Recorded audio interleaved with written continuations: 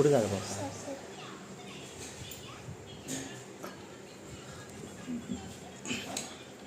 ஆரோக்கிய நைனிகா அல்பினா அந்த இதோட சேர்த்து